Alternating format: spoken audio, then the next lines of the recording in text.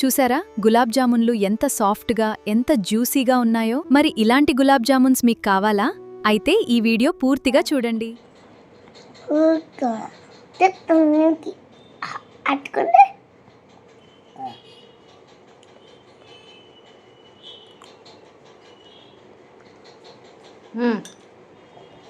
How is it?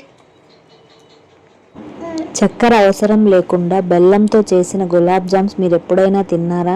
తినకపోతే ఈ video మీకోసమే. ఎలా చేయాలో చూసేద్దాం పదండి. ముందుగా 900 గ్రాముల బెల్లాన్ని చిన్న చిన్న ముక్కలుగా కట్ చేసి 900 ml నీటిలో కరిగించి బాగా వడకట్టుకోండి. ఇలా చేయడం వల్ల బెల్లంలో గెసి ఏమైనా ఉంటే అది పక్కకు వచ్చేస్తుంది. బెల్లం ఎంతైతే తీసుకుంటామో వాటర్ కూడా అంతే తీసుకోవాలండి.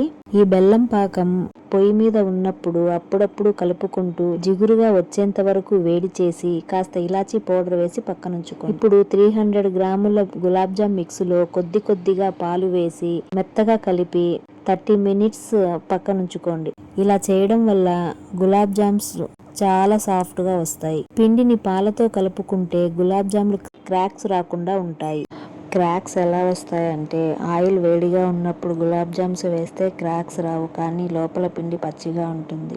ఆయిల్ మీడియం వేడిగా ఉన్నప్పుడు వేస్తే 1-2 క్రాక్స్ వస్తాయి, కానీ లోపల పిండి బాగా ఉడుకుతుంది. పిండిని అరచేతులతో ప్రెస్ చేస్తూ చిన్న చిన్న బాల్స్ లా రోల్ చేసి పక్కన పెట్టుకోండి. మీడియం హీట్ లో ఆయిల్ ని వేడి చేసి గులాబ్ జామ్స్ బ్రౌన్ కలర్ వచ్చే వరకు నెమ్మదిగా ఫ్రై చేసుకోండి. వేడిగా ఉన్నప్పుడు గులాబ్ జామ్స్ వేస్తే పైకి కలర్ వచ్చేస్తుంది, లోపలేమో పచ్చిగా ఉంటుంది. అందుకే మంటని మీడియం టు లో ఫ్లేమ్ లో అడ్జస్ట్ చేసుకుంటూ గులాబ్ జామ్లని ఫ్రై చేసుకోండి.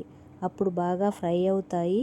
ఫ్రై చేసిన గులాబ్ జామ్లని ఒక ప్లేట్లోకి తీసుకొని పిన్ను సూదితో ఒక్కో గులాబ్ జామ్కి 2 హోల్స్ పెట్టండి. ఇలా చేయడం వల్ల బెల్లం సిరప్ గులాబ్ జామ్ లోపలికి వెళ్ళి గులాబ్ జామ్లు చాలా సాఫ్ట్గా జ్యూసీగా ఉంటాయి. ఇప్పుడు హోల్స్ పెట్టుకున్న గులాబ్ జామ్లని వేడివేడిగా ఉన్న బెల్లం పాకంలో వేసి 2 గంటలు నాననివ్వండి.